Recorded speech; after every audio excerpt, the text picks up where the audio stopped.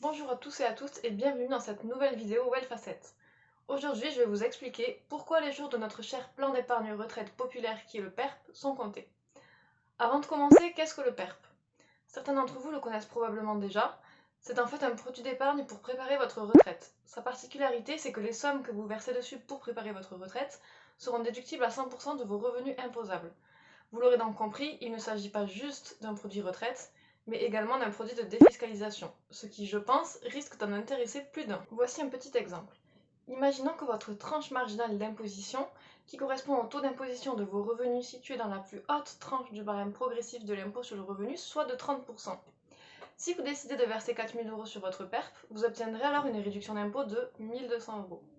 En contrepartie, ces 4 000 € seront en principe bloqués jusqu'à votre départ à la retraite, où vous pourrez alors les récupérer généralement soit sous forme de rente, soit à hauteur de 20% en capital et 80% en rente. Il existe cependant bien entendu des possibilités de déblocage anticipé qui vous permettront de récupérer votre capital avant le départ à la retraite en cas de force majeure. Donc c'est par exemple la fin des droits au chômage, une invalidité, le décès du conjoint, etc. Mais voilà, le sort du PERP a été scellé par la loi Pacte qui a décidé de le remplacer par un nouveau produit plus moderne, plus souple.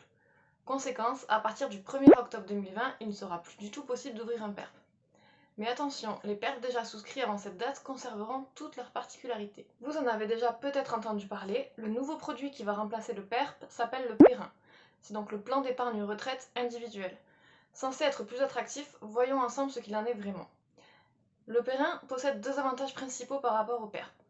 Le premier est la possibilité de récupérer son capital avant la retraite en cas d'acquisition de sa résidence principale. A priori, c'est une bonne nouvelle, mais attention. Dans ce cas-là, la somme récupérée sera refiscalisée. Dans notre exemple précédent, si vous souhaitez récupérer vos 4 000 € versés, imaginons sur un PERIN, vous serez alors imposé à hauteur de 1 200 €. Vous perdrez donc tout le bénéfice de la défiscalisation initiale. Donc vous l'aurez compris, l'intérêt de cette opération reste assez limité. Le deuxième avantage du PERIN, c'est la possibilité de sortir 100% en capital et donc d'éviter la sortie en rente, qui n'est franchement pas très populaire auprès des Français. Malheureusement, on retrouve ici exactement le même problème de fiscalité que lors de la sortie pour l'acquisition de sa résidence principale, c'est que le capital perçu va être de nouveau fiscalisé à hauteur de votre tranche marginale d'imposition, soit 30% dans notre exemple. Ce que vous devez retenir, c'est que la fiscalité à la sortie du PERIN est dans la majorité des cas moins avantageuse que celle du PERP. Mais alors, si vous souhaitez bénéficier de la fiscalité plus favorable du PERP sans pour autant être contraint à sortir en rente au moment de votre retraite, nous avons une petite astuce chez Well Facette. N'hésitez pas à vous manifester si vous souhaitez en savoir plus. Par contre, ne tardez pas trop car, comme je vous l'ai dit, il ne sera plus possible d'ouvrir un PERP à partir du 1er octobre 2020.